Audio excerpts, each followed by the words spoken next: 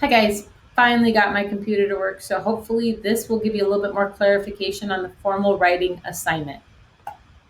Basically, what you're doing is showing how Bilbo changed through the course of the story from chapters 1 through chapter 10.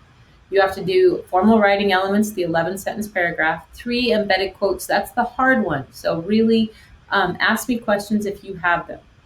And then effective elaborations, you're going to show how he changed. So before you even start, you need on a scratch piece of paper, find your quotes, get your information.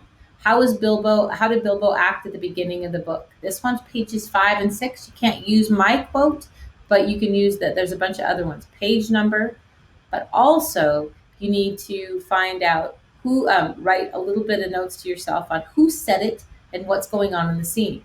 You should also do the same thing for Bilbo getting a little bit more confidence, and Bilbo when he saves the day.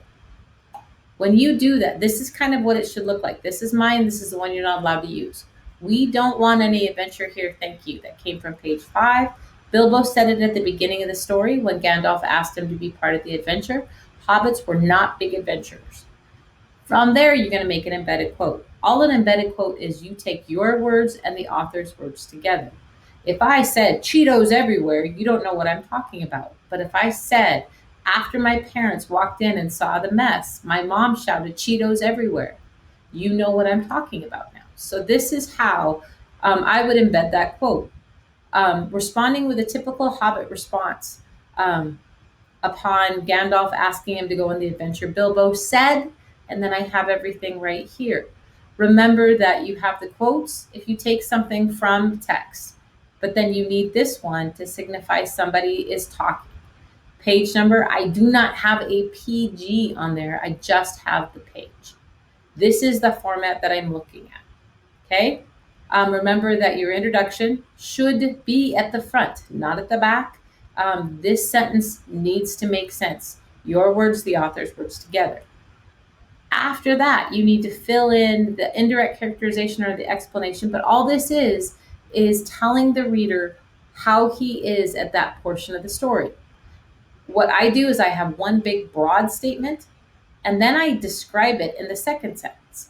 So Bilbo, like most hobbits, loves his routine and does not like to go out of his comfort zone. Why does he love his routine? What is his comfort zone? Why doesn't he like to go out of his comfort zone? The adventure with the dwarves and Gandalf made him extremely uncomfortable because his life in Bag End was very structured and safe for Bilbo. You basically have to do that for all of them.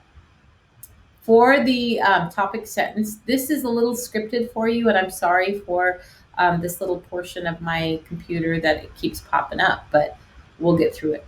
You need to have the author, the text, and answer this question. What are we talking about? The character Bilbo changed from blank to blank through the course of the story. You can write this down, licensed to do so. In J.R. Tolkien's story, The Hobbit, the character Bilbo changed from blank to blank through the course of the story.